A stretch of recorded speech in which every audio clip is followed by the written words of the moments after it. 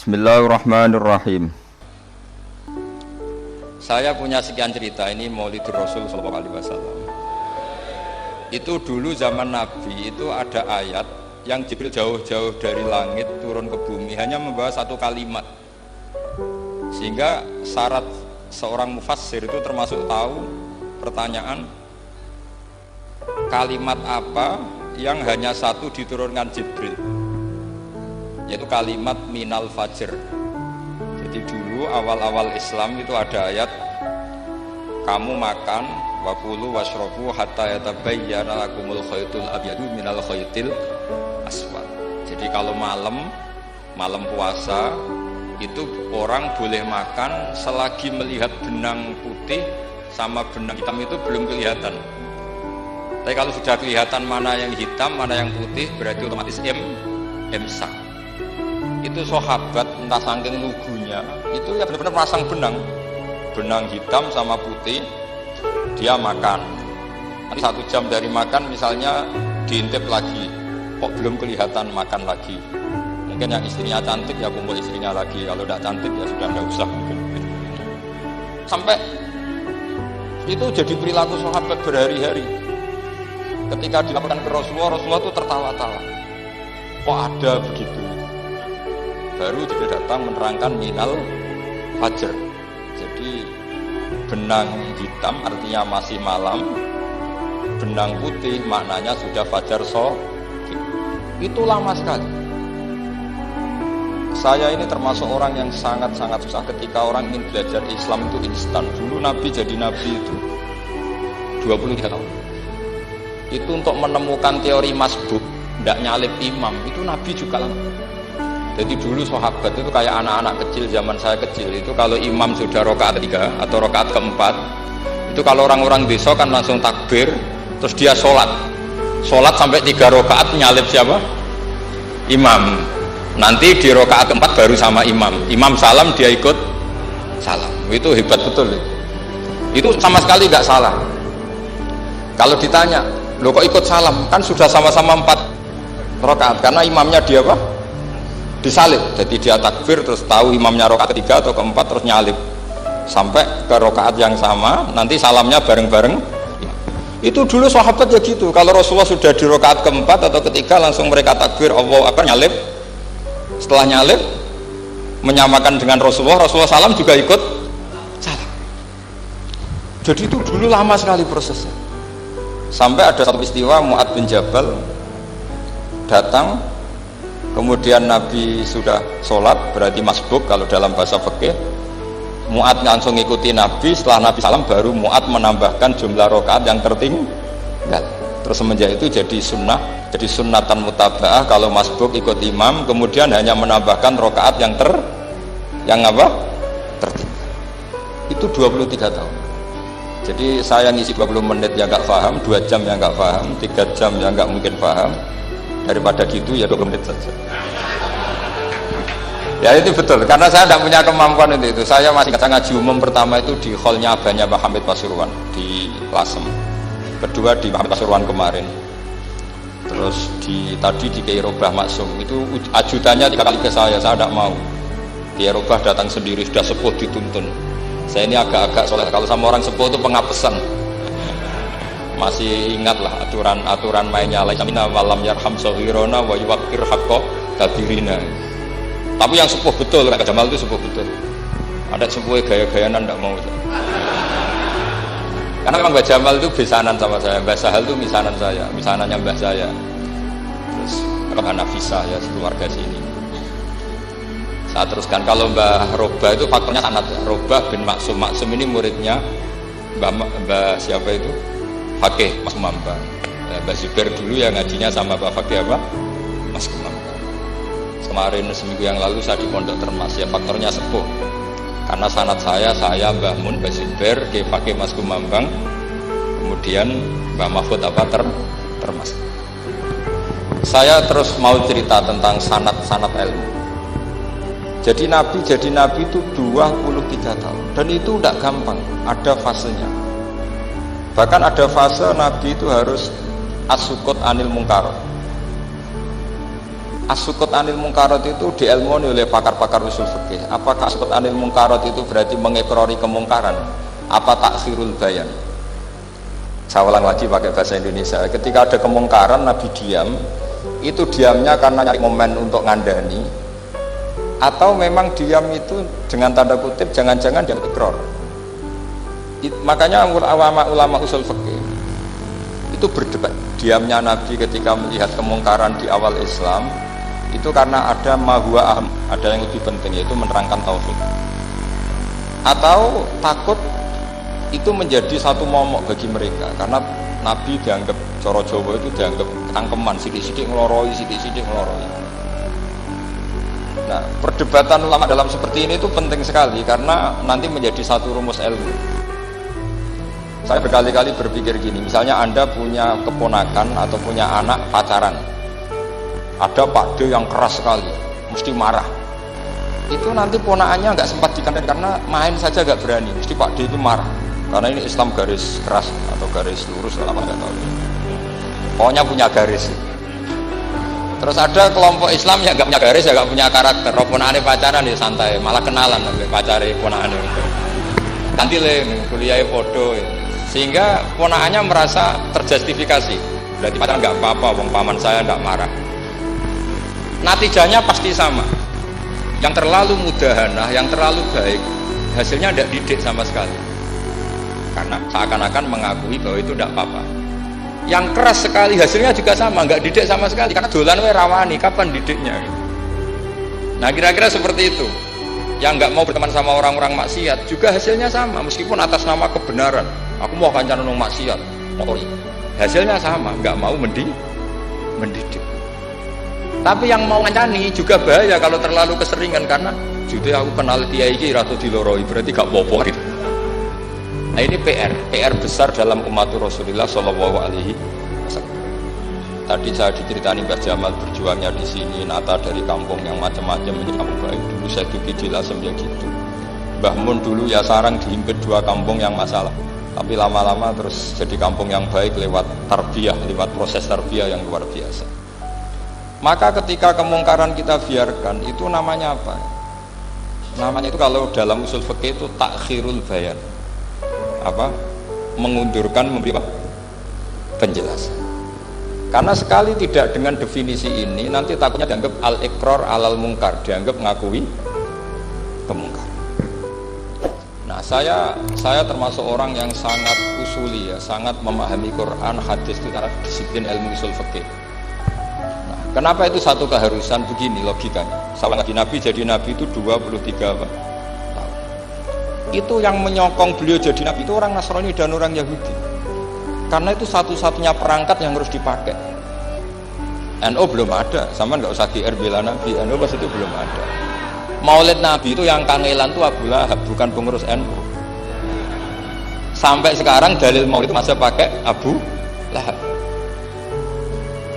Jadi ini ya NU itu masuk organisasi yang luar biasa. Abu Lahab itu jadi dalil. Jadi Abu Lahab dengar kalau iparnya Abu Lahab itu iparnya Aminah, iparnya Sayyidah siapa? Dengar Aminah lahir nggak punya suami, saking senengnya tanggalemnya beliau namanya Suwaibah itu dimerdekakan. Ya setidaknya untuk hari Senin tak sebut beliau karena pas sholat. Nanti Selasa Rabu dan itu dimerdekakan. Saya yang kiai kecil saja nggak bayangkan kalau pagi-pagi tidak punya anak dalam bikin kopi siapa, yang mencucikan siapa, yang nyapu rumah siapa. Tapi Abdullah saking senengnya punya ponakan itu dikasihkan. Sudah Suwaibah kamu pakai saja. Sudah melayani kamu, ngurusin kamu. Jadi saya bayangkan hari itu Abu Lahab itu mungkin bikin kopi sendiri, nyapu sendiri demi. Nah itu sama Allah dikenang sehingga yukhaffafu anhu adzabu yaumal isnan, itu masyhur. Jika kana hadza kafiron ja'a dammuhu fi tabbat yadahu fil jahimi mukhallada an ata annahu fi yaumin isnaini daiman yukhaffafu anhu lisururi bi ahmada famadun bil abdilladzi kana umruhu bi ahmada masruran wa mata muwahhida. Ini Abu Lahab yang kafir, hormat Maulidur Rasul saja dapat takhfiful adab, apalagi yang mukmin. Jadi itu satu-satunya dalil maulid, itu dalilnya Abu Lahab. Ya makanya terus kita itu dibully sama kelompok sebelah, dalil kok Abu Lahab.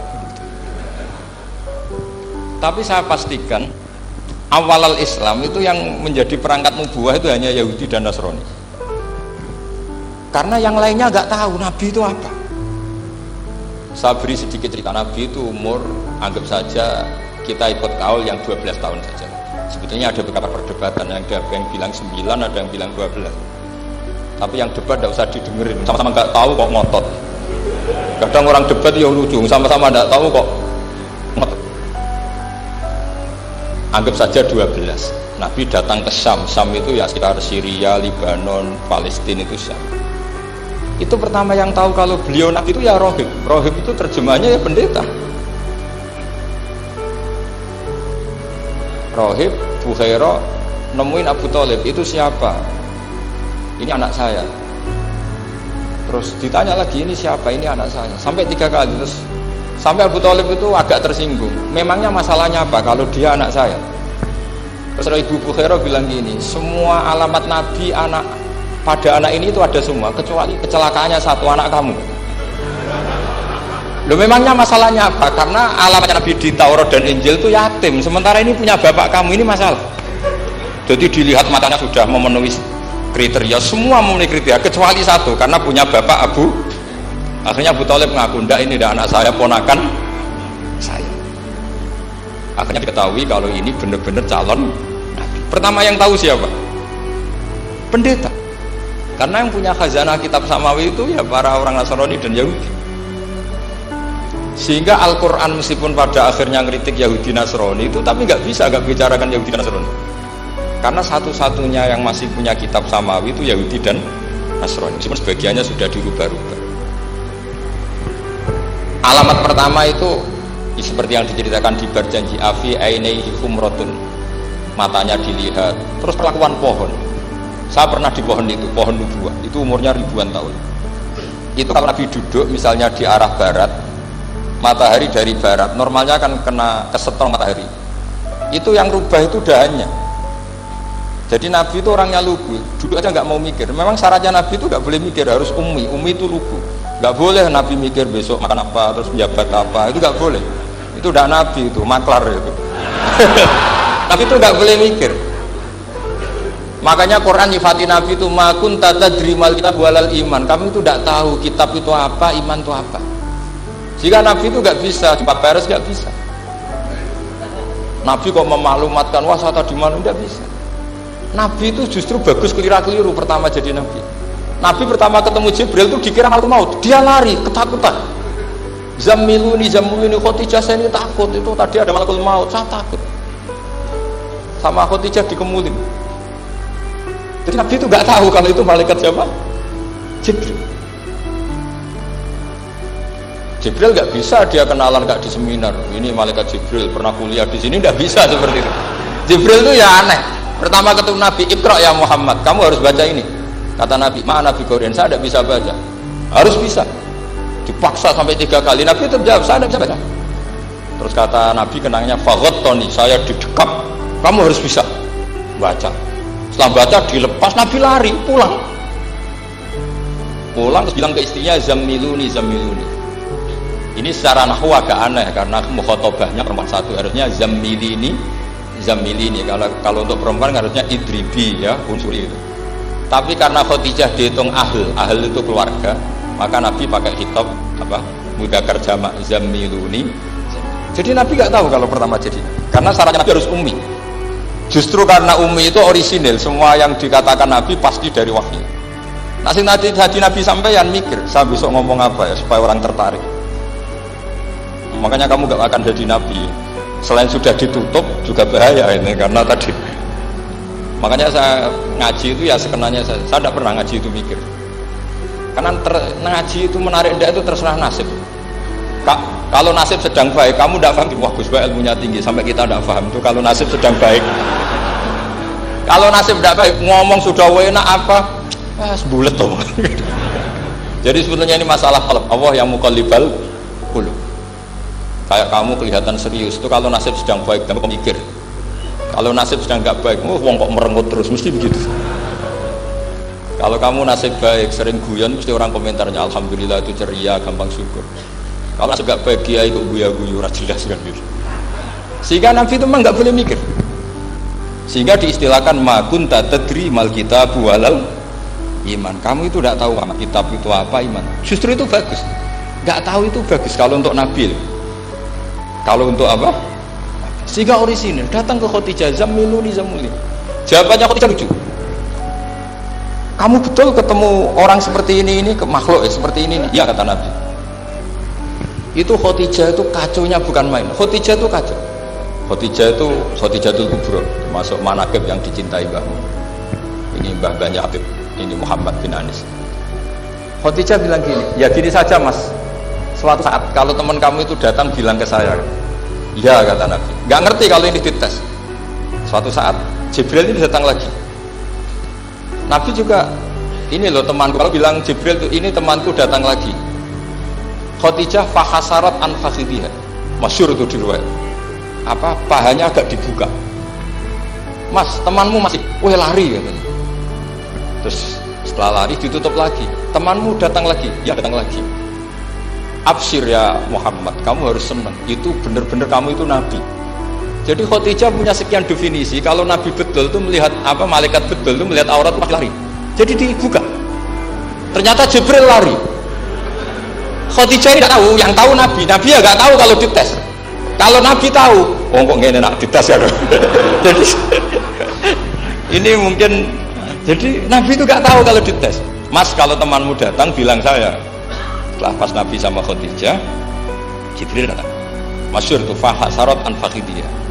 Dibuka, temanmu masih mas, lari itu. Ditutup lagi. Sekarang gimana mas? Datang lagi. Kamu harus seneng, kamu nabi betul. Karena kalau itu setan, wah mesti seneng nonton aurat. Itu Nabi tidak tahu kalau dites. Kalau sampean kan tahu, kalau mau dites istri. Sampean mulai kato tong wedok liya teko mesti bojo mbek servis untuk menutupi semua keburukan itu. Itu Nabi. Uniknya terus Khadijah, Nabi jadi Nabi sama Khadijah itu tahu di Khadijah. Nabi nggak tahu kalau mau jadi Nabi, tapi Khadijah tahu. Sehingga ketika umur 25 tahun Nabi sebagai pedagang, Khadijah itu ngirim mata-mata namanya Maisarah. Maisarah itu nama lelaki. Saya tambahin lagi, Maisarah nama lelaki. Nanti kalau kamu artikan nama perempuan, oh berarti Nabi kemana-mana punya perempuan. Enggak, Maisarah itu nama lelaki. Maisarah dikirim Khadijah. Terus gimana Muhammad di perjalanan? Tudhilluhul ghamamah tuti'uhus sahai, kemana-mana dipayungi oleh mega, oleh awan. Sekian informasi ke Rasul ke Khadijah itu dimasukkan semua ke Khadijah. Tapi betapa kecewanya Khadijah ketika Nabi nikah umur 25 tahun, Khadijah umur 40 tahun. Itu kok gak jadi Nabi. Itu mulai kecewa gitu, sido jadi Nabi tau ora. Makanya ketika tahun ke-40, berarti Nabi umur 40, cerita ketemu tadi Jibril, Nabi nggak tahu itu Jibril, nggak bilang Jibril. Itu Khadijah senangnya bukan main, karena apa yang dibayangkan dia terjadi. Fawwah la yuzika wa abadan la tasilur rahim wa tahmilul kalla wa taksibul maktub wa taqridu fa wa tu'inu ala nawaibil haq. Ini kalau istilah bahasa Pak Said Akil, syarat jadi rakyat Suriah harus hafal kata gitu. Sonono, syaratnya jadi ulama. Saya ini jadi ulama sebelum di NU. Kata tambah mun dulu guyon kiai ono loro, ono kiai sing ning NU, berarti kiai sik lagi ning NU. Ono sing kiai NU nak gak pengurus NU ora dadi kiai gitu. Itu guyonan Mbah Mun. Akhirnya Khadijah itu sempurnanya bukan main, karena pernah ragu 15 tahun. Kan dari umur 25 sudah yakin kalau ini nabi, kemudian nggak tahu bukti berikutnya, makanya terus ini jadi nabi enggak. Setelah umur 40 benar-benar nabi, paginya diajak ke Waraqah bin Naufal, masih pernah paman sama Khadijah. Yami ini ibnu Akhika mau cerita. Terus Waraqah ini Nasrani. Di kitab Bukhari disebut wakana imro'an tanas sorofil jahiliyah wa yaktubu Injil bil Ibroniyah masyaallah ayaktub. Jadi Waraqah itu penginjil, pendeta. Tapi nanti loh, kamu jangan salah paham. Terus kayak pendeta sekarang ada periode di mana Injil masih asli dan ada periode ini yang sudah muharraf. Itu kan tidak, itulah khasnya ulama sudah. Akhirnya Waraqah tanya, kamu ngomong saja ya Nabi, manggilnya seperti itu. Akhirnya Nabi cerita cerita ketemu Jibril, ketemu enggak, sebenarnya beliau nggak tahu itu Jibril cerita. Terus kata Warokoh, hadan namus alladzi ja'a bi Musa, masih pakai bahasa namus, hadan namus alladzi ja'a bi Musa. Itu namus semacam malaikat yang mendatangi Musa. Terus uniknya Warokoh bilang gini, wa iyudrikni yaumukan ansurka nasron mu'azzar. Andai kan saya menemukan hari ketika kamu jadi nabi, akan saya bela mati-matian. Kapan itu paman? Khina yukhrijuka kaumu, ketika kamu diusir oleh kaum kamu. Nabi sebagai orang baik, makanya dia jadi orang baik itu ya boleh. Nabi sebagai orang baik itu tanya, awamu khrijiyahu. Kalau kayak gimana nih, awamu khrijiyah ana ta iku wong sing ngetokno ingsun hum ta kaumi. Masa saya nanti diusir kaum saya? Saya ini termasuk keluarga terhormat, perilaku saya baik. Masa saya nanti diusir? Terus kata Warokoh, tidak ada seorang pun yang jadi nabi kecuali nanti ngalami diusir. Jadi yang tahu mau diusir itu ya Warokoh. Nabi malah tanya, masa saya nanti diusir? Karena tadi syaratnya Nabi harus ummi itu keibu-ibuan. Jadi nggak tahu. Tapi nggak tahu di Nabi itu sifatu madkhin, sifat pujian, bukan sifat naqsin, sifat apa? Kekurangan. Akhirnya Nabi mulai sadar, wah jadi Nabi tenan kan gitu. Jadi makanya kita Fathul Bari, syarahnya Bukhari, termasuk komentarnya Said Muhammad di beberapa kitab beliau, di Mafahim, di beberapa kitab. Kamu jangan terlalu fikih. Kalau terlalu fikih kan nggak boleh mempercayai omongan orang kafir, orang ahli kitab. Karena awailun nubuwah itu yang komentar semua ahli kitab. Awailun nubuwah itu yang tahu bahwa Nabi Muhammad atau Nabi itu semuanya data dari ahli apa? Ahli kitab. Sudah akhirnya Nabi ketemu Jibril lagi, yang turunkan ayat ya ayyuhal muddatsir qum fa'anzir rabbaka fakabbir wa thiyabaka fatahhir wa rujza fahjur wa la tamnun tastakbir wa li rabbika fasbir. Nabi mulai yakin ketemu Jibril. Setelah sering ketemu Jibril, Nabi ya dengan tanda kutip nggak tahu aturan mainnya lagi. Setiap ada pertanyaan bilang sudah tak jawab besok. Mentang-mentang besok Jibril datang. Ternyata Jibril tidak datang. Sampai 40 hari. Akhirnya dibully sama umatnya. Mat dari iso jawab ternyata ada bisa. Piye Jibril kok. Akhirnya diwarai meneh. Ngene lho carane dadi nabi, wala taqulan li syai'in inni fa'ilun dzalika hudan illa Isa. Jadi Nabi, sudah kamu besok datang ke saya tak jawab, karena Nabi mentang-mentang besok mau konsultasi sama apa? Jibril. Ternyata Jibril tidak datang karena Nabi lupa tidak mengatakan insya Allah.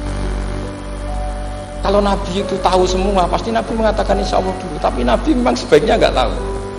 Justru itu wa ma yantiqu anil hawa in huwa illa wahyun yuha. Itu beberapa peristiwa.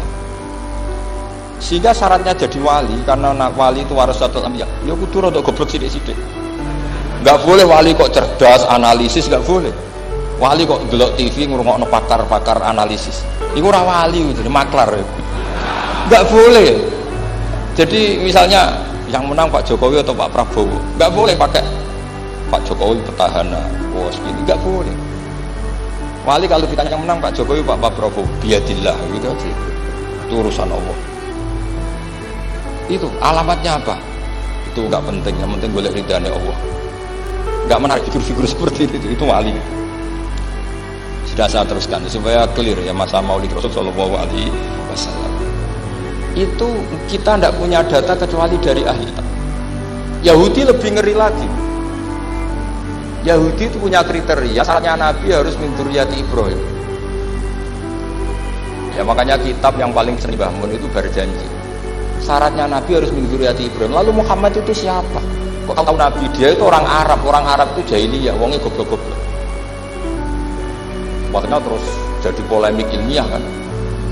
Akhirnya Nabi memaklumatkan diri kalau beliau min dzurriyyati Ibrahim, dibuktikan Ibrahim pernah singgah di Mekah, yaitu fihi ayatum bayyinatum maqamu Ibrahim. Bahwa Ibrahim pernah hidup di Mekah ada buktinya, yaitu ada bekas kaki di dekat Ka'bah. Akhirnya Ibrahim meninggalkan Ismail. Ismail kecil kekurangan air, Hajar lari-lari nyari air 7 kali. Akhirnya jadi sa'i bena Safa wal. Ada sekian bukti kalau Ismail itu hidup di Mekah, menikah sama suku Jurhum. Akhirnya orang Yahudi mulai ngeber. Loh iya, Muhammad pantas jadi nabi, ternyata orang keturunan Ibrahim alaihis. Itu andekan orang Yahudi yang tidak komen, itu juga agak dilacak nasabnya Nabi. Gara-gara orang Yahudi komen Nabi itu harus turunan Ibrahim, kamu asal usulnya gimana? Akhirnya Allah sendiri yang menjawab bahwa Nabi lahir dari Ibrahim. Padahal Ibrahim itu orang Palestina. Logikanya gimana? Ternyata Ibrahim pernah singgah di Mekah. Ada bekas kakinya, ada ritualnya, yaitu lari bena sofa wal mar'ah, menceritakan wal marwah, menceritakan apa? Ibrahim ketika nyari apa Siti Hajar ketika nyari apa? Itu disebut fihi ayatum bayyinatum maqamu. Maka berjanji itu kitab yang masalah madaih itu bagus secara tarikh. Jadi kitab madaih itu beda-beda. Ada yang kayak Habib Ali. Habib Ali itu lebih ke isek itu bentuk. Jika saya suka baca Simtud-Duror itu kalau pas isek, pas berontok itu pas kangen Nabi, biasanya saya wudhu terus baca Simtud-Duror itu pas isek. Tapi kalau saya ingin baca sejarah suka berjanji. Kalau Habib Ali jelas isek. Yang duriannya sekarang di Solo termasuk Habib Muhammad bin Husain bin Anis bin Alwi bin Ali yang Simtud-Duror. Jika kalau beliau baca sholawat ya sholatan yattasilu biha ruhul musalli alaihi fayam basitu fi qalbi siru nuri ta'aluki bi wa hubbi fayuktabu biha bi inayatillahi nabu fi isbi.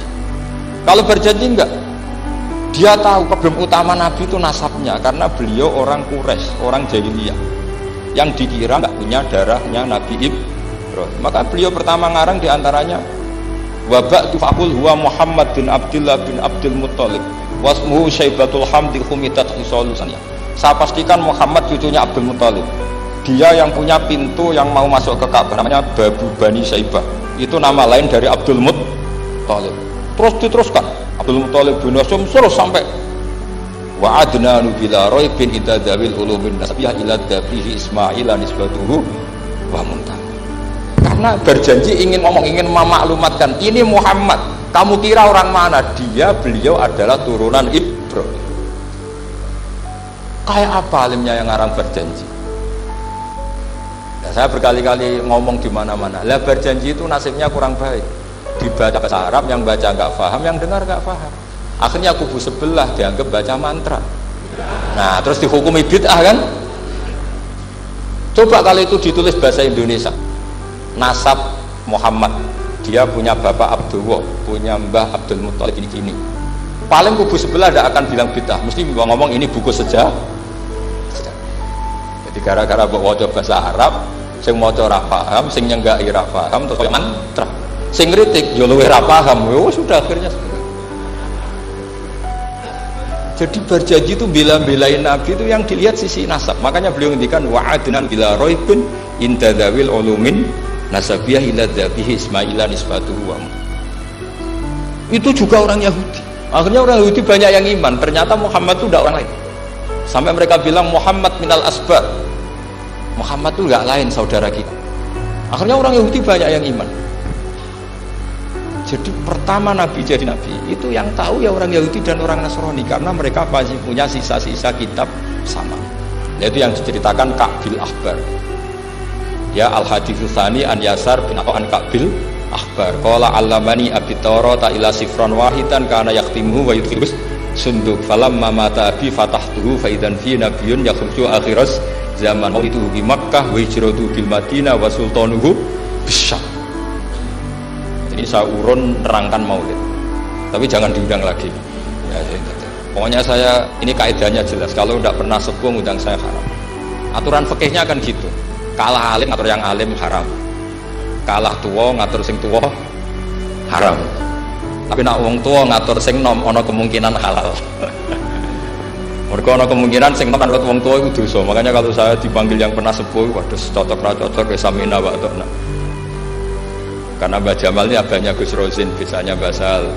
Terus saya pokoknya tak ingat saya pengajian umum itu baru ke-7 ke 8. Semoga ya nanti sampai mati ya jumlahnya masih bisa terhitung. Tapi kalau ngaji rutin saya terus ngaji rutin.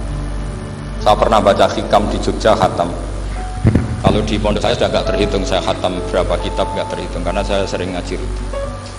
Sehingga Diba itu kitab kesayangan Habib Ali. Habib Ali sebelum ngarang Simtud-Duror itu beliau nginduk kitab apa? Diba, masyhur. Jadi saya ulang lagi ya, kalau Diba sama berjanji lebih ke tarikh, kalau Habib Ali ke isyak, semuanya baik. Saya baca semua. Saya niru Habib Ahmad Al-Habsyi Pasuruan, pernah tak tanya, kenapa kalau maulid baca tiga-tiganya? Ben ka asobiah, ben keduman kabeh. Saya itu setengah hafal semua, tiga-tiganya setengah hafal semua. Berjanji cerita Al-Haditsus Diba, yang ini Diba Al-Haditsus Tsani an Yasin atau an Kabil Ahbar. Kata Kabil Ahbar, saya ngaji sama bapak itu Taurat itu khatam, tapi saya itu iskal itu janggal. Kenapa ada satu lempiran yang diajarkan, disimpan visunduk? Jadi orang Yahudi itu ada baiknya. Mestinya kalau mangkal kan dibakar supaya hilang jejak. Enggak, karena Yahudi itu ada unsur nubuah, karena babanya Yahuda bin Yakub bin Ishak bin Ibrahim. Kira, tapi Yahudi yang orisinil ya. Saya berkali-kali ngaji bilang Israel itu kalimat madkhin, pujian, sehingga Israel disebut wa anni faddaltukum alal alam. Itu Israel yang bani karena ada gennya Nabi. Kalau Israel yang sekarang itu nation, sebuah negara. Mereka ada yang Zionis, ada yang turunan Eropa, Amerika, terus Islamfobia. Itu beda Israel yang negara dengan Israel yang bani. Kalau yang bani itu ada unsur gen para apa? Nabi, sehingga ya bani Israel. Tapi kalau Israel sekarang nama sebuah negara, sehingga ketika Allah bilang ya Bani Israel itu khitabnya pada penduduk Medina. Kenapa? Karena penduduk Medina zaman itu banyak yang keturunan Nabi Ibrahim alaihis salam. Jadi Israel di Quran itu bukan nama sebuah negara, nama sebuah turunan, sehingga disebut ya Bani Israel, he anak turune Israel. Kita tahu Israel nama lain daripada Nabi Yakub bin Ishak bin Ibrahim. Ya karena memang saya nekuni ilmu. Kalau tadi yang Banjari kan nekuni suara, jadi suaranya bagus. Itu kalau nggak ditopang al-jamalul akli, logikanya juga bagus. Itu bahaya, nanti orang mau nyanyi tok. Nah ini tak bantu. Tadi ada al-jamalul sauti, kebaikan secara suara. Ini tak bantu al-jamalul akli, kebaikan secara makna. Ya mestinya kan al-jamalul akli, karena al-jamalul sauti itu penyanyi dangdut bisa. Jadi semua penyanyi bisa kalau suara bagus ya. Tapi kalau maknani tiba itu kalau tidak orang alim tidak bisa. Ustuku terjemahannya tetap paham, bakat itu. Saya teruskan. Falam mama tabi, orang Yahudi itu unik. Wong dia benci kok naskah itu tetap disimpan. Terus kata Kabil Ahbar, falam mama tabi fatahtu, ketika bapak saya meninggal, kotak ini tak buka. Faidan fihi nabiyun yakhruju akhir zaman. Di situ ada keterangan bahkan akan ada nabi yang keluar akhirat maulidu di Makkah, wa hijratu bil Madinah, wa sultanuhu bis Syam. Kerajaannya itu di Syam. Bareng Kabil Ahbar ini sebetulnya menangi Rasulullah SAW, tapi dia nggak mau iman karena nabi itu nggak lengkap menurut dia. Ini Muhammad sudah benar lahirnya di Mekah, wafatnya di Madinah, tapi masih kurang satu, wa sultanuhu bis Syam. Zaman itu Syria, Lebanon, Palestina masih di bawah pasukan salib, pasukan Nazaret. Sehingga dia mikir, katanya kerajaan Islam ada di Syam, ini kok Muhammad nggak jadi raja di Syam. Sehingga dia menunda imannya, yuakhiru Islamah. Bareng era Sayyidina Umar, beliau bisa menaklukkan Baitul Maqdis. Terus dia iman. Makanya imannya Kabil Ahbar itu era Sayyidina Umar, karena sudah masuk definisi ketiga, wa sultanuhu Syam, kerajaannya Nabi ada di Syam. Iman, sekali iman langsung pinter deh. Wong sedurunge baca kitab Samawi banyak. Sehingga Sayyidina Umar kalau mau tanya kitab Samawi ya tanya Kabil Ahbar. Karena beliau itu Nabi sudah benar maulidu di Makkah, wa hijratu bil Madinah, wa sultanuhu Syam. Rasulullah ketika wafat atau intaqala ila rafiqil a'la itu belum menangi Islam menaklukkan mana Palestina. Tapi Nabi itu kasep. Nabi itu nak kasep itu ya lucu. Makanya kalau ada kiai lucu itu ya anggapnya niru Nabi. Tapi itu lucu. Ada sahabat itu gak pati ganteng, pendek gak pati ganteng, namanya Surakoh. Itu digojol sama Nabi.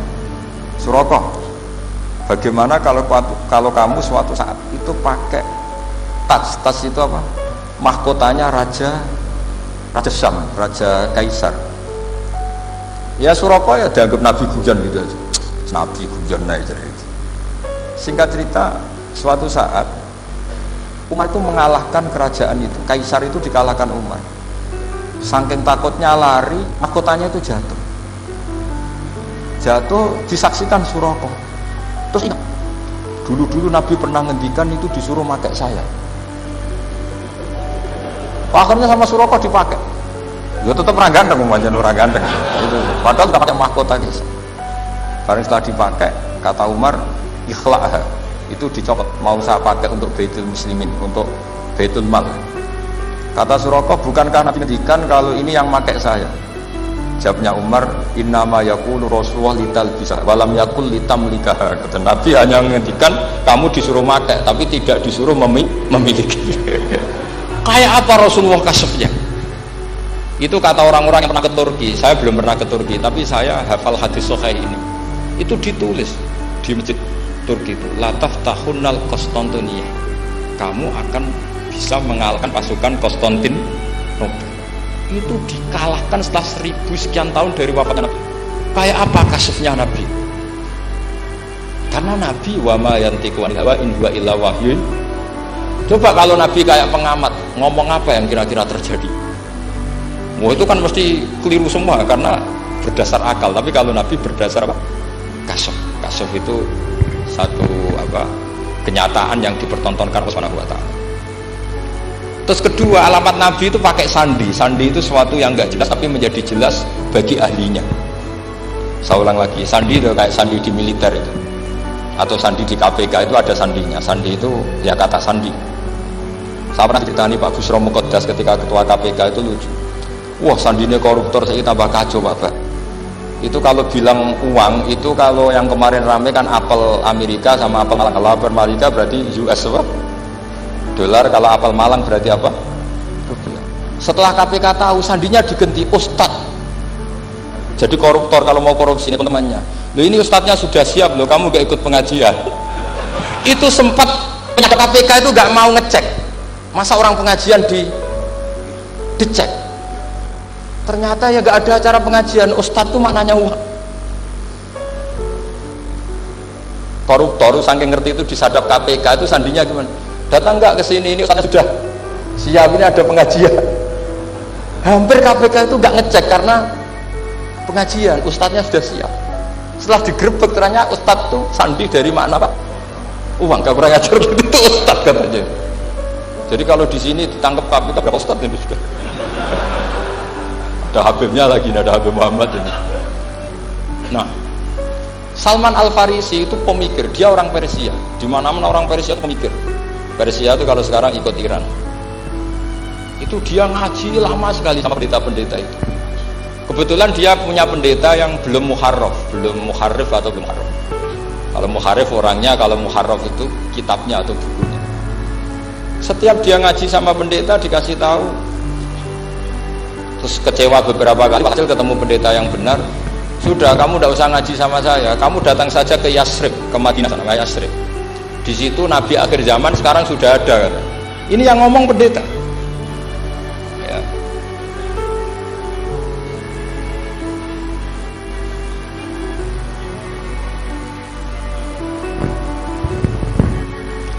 Ya, terus sandinya itu 3. Itu aneh semua sandi. Sandinya pertama, layak balus sodaqah. Lalu saya tahu kalau itu Nabi gimana. Pas itu posisi di Babylon. Babylon sekarang ikut Irak. Babylon itu ikut Irak. Dia orang Persia, kira-kira sekarang Iran. Terus dia kerja di Babylon, kalau sekarang ikut Irak. Makanya ada yang cerita Nabi Ibrahim itu orang Babylon, berarti orang mana?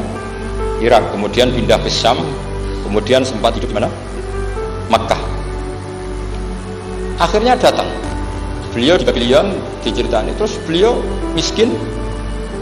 Terus ada kafilah dari Yasrib, dia bilang saya siap jadi budak Anda asal saya dibawa ke Yasrib. Akhirnya Salman jadi budak. Jadi budak, dia di Yasrib jadi budak. Demi penelitian tuh dia jadi budak. Padahal dia orang pinter sekali, namanya Salman Al-Farisi. Setelah jadi budak, dia di Yasrib. Suatu saat dia kerja dapat ujroh itu upah. Datang ke Rasulullah. Ya Muhammad, manggilnya masih jangkar. Ya Muhammad, saya punya banyak uang. Kamu kan punya sahabat banyak, punya santri banyak. Ini tak sedekahkan ke kamu. Apa kata Nabi? Sahabat dipanggil semua. Halumu ilayya, kesini, ini makan, ini ada sedekah. Terus kata Salman kenangannya walam ya'khud min hasya'an. Bahkan sebagian riwayat mengatakan falam yamussa. Nabi nyentuh saja enggak mau. Karena diistilahkan sedekah. Terus kata Salman hadhihi wahidah, ini satu alamat. Itu sandi. Enggak ada yang tahu kecuali ahli kitab. Setelah seminggu, 2 minggu dapat uang lagi. Ya Muhammad, hadhihi hadiyatun laka, ini hadiah untuk kamu. Nabi langsung ikut dahar. Hadhihi sinta, ini 2. Kalau logika kita pakai pengamat, bedanya apa?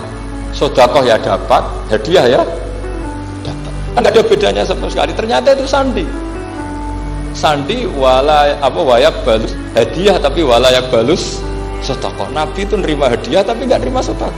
Bagi orang kebanyakan kan bedanya apa? Sama-sama dapat. Kiai pakai duit 1 juta, mbok arani sedekah ya ditompo. Mbok kei 50.000 diarani hadiah ya ditompo. Sementing kan duit. Tapi kalau Nabi tidak bisa seperti itu. Kalau dikatakan sedekah enggak mau nerima, kalau hadiah akhirnya ini sudah ada 2 alamat. Jadi alamat itu ya kadang aneh, masa sedekah sama hadiah dibedakan. Terus ketiga, wa fi katifihil aisar khatamun nubuwah. Mislu baidatin nu'amah. Di apa katifil aisar. Apa kalau orang sini bilang apa? Pundak yang kiri itu ada khatamun nubuwah. Ada alamat bahwa beliau adalah nabi akhir zaman, yaitu Nisbaidotin Nu'amah, kayak semacam telur manuk darah. Wah itu pusing, waduh caranya enggak gimana. Dia berkali-kali datang ke situ. Nabi itu orangnya priayi, jadi sering pakai baju. Kalau Nabi ini jenengan sering blodor gampang, ini kan Nabi kan sering priayi. Tapi Nabi itu memang unik. Ketika Salman ke situ, pas beliau mau wudu, biasanya nggak pernah pakai buka baju. Nabi dibuka bajunya. Akhirnya Salman fa'aqabba alaihi, bersungkur di depan Nabi, kemudian mengatakan amantu bika ya Rasulullah. Karena ada 3 alamat. Lagi-lagi 3 itu juga didapatkan dari ahli kitab. Makanya di awal-awal Islam ahli kitab itu luar biasa. Meskipun akhirnya di akhir-akhir masalah karena banyak oknum yang mentahrif itu. Jadi saya mohon ilmu-ilmu seperti enggak boleh. Jangan mentang-mentang orang Yahudi Nasrani sekarang sudah muharraf kamu terus anti sama sekali. Tetap ada sisa-sisa samawi. Karena mereka masih makan kitab apa? Samawi. Jadi kita fair saja. Yang salah ya salah, yang benar gimana kok? Benar. Makanya saking fairnya Nabi, ini harus ditiru oleh semua orang NU, orang Muhammadiyah, orang apa saja. Nabi itu kalau menghormati satu ilmu itu luar biasa. Kata Sayyidina Umar, saya ini punya naskah banyak Taurat karena naskahnya menarik ya Rasulullah. Ada sahabat lagi kita begini-begini. Jawabannya Nabi apa? La tusaddiquhum wa la tukadzibuhum. Kamu ya jangan bilang iya, ya jangan bilang tidak. Kalau kamu bilang iya, ternyata yang pas muharraf, yang pas sudah ada orisinil. Kamu bilang, wah itu bohong semua, ternyata ada yang masih orisinil. Kayak apa Rasul hati-hatinya? La tusaddiquhum wa la tukadzibuhum. Kalau sekarang enggak, orang ekstrem, pokoknya salah. Kalau enggak kita pokoknya salah. Iku ora ono hadise. Sing ono iku emosine, paham? Jadi Nabi itu fair, kalau sesuatu enggak mesti ya la tusaddiquhum wa la tukadzibuhum. Kamu ya jangan bilang iya, ya jangan bilang tidak. Waqulu amanna billah wa ma unzila ilaihi. Jadi ini kebanggaan kita terhadap Rasulullah Shallallahu Alaihi Wasallam. Terus persinggungan Nabi dengan Yahudi Nasrani itu unik. Terus diantara ayat yang ditulis itu wasolat kiblaten, dan Nabi pernah sholat di 2 kiblat. Ternyata betul.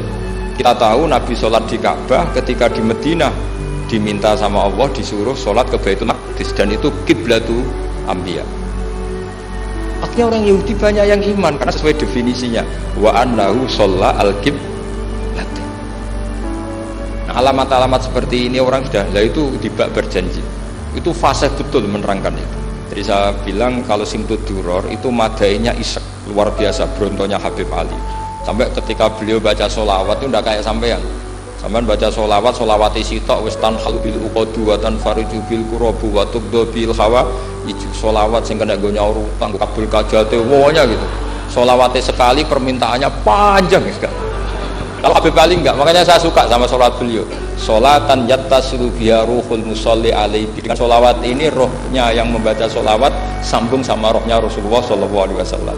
Barokahnya sambung menjadi mencintai barokahnya mencintai wayuk tabu ya binayatillah fi hisbi, barokahnya mencintai ditulis termasuk umatnya Rasulullah sallallahu alaihi wasallam. Nah, selawatnya sampean kan enggak seneng sing tanhalu bil uqad, semua problem hilang. Watan farijul kurab, semua kesusahan hilang. Watu bil hawaij kabul kajate. Watu nalu biro kasil sing seneng-seneng wis pokoknya sudah. Saya itu ya kadang iskalnya selawat isi kok jaluane cek akeh. Ya tapi itu tetap baik ya. Piro-piro tawasule mbek selawat aku kawi ngoten mawon nggih. Jadi tetap baik. Tapi ya ndak kelasnya yang selawatan ya tasga ruhul musolli alaihi. Ini sudah selawat sek. Pokoke butuhe sambung kanjeng. Sampean butuhe kabul jadi tidak apa-apa lah. Kira-kira tawassul mbek selawat ora mbek gunung kawi ngoten mawon. Assalamualaikum warahmatullahi wabarakatuh. Subhanallahi wa bihamdihi adada khalqihi wa ridha nafsihi wa zinata arsyihi wa adada kalimatihi. Subhanallahi wa bihamdihi adada khalqihi wa ridha nafsihi wa zinata arsyihi wa adada kalimatihi. Subhanallahi wa bihamdihi adada khalqihi wa ridha nafsihi wa zinata arsyihi wa adada kalimatihi. Subhanallahi wa bihamdihi adada khalqihi wa ridha nafsihi wa zinata arsyihi wa adada kalimatihi. Subhanallahi wa bihamdihi adada khalqihi wa ridha nafsihi wa zinata arsyihi wa adada kalimatihi.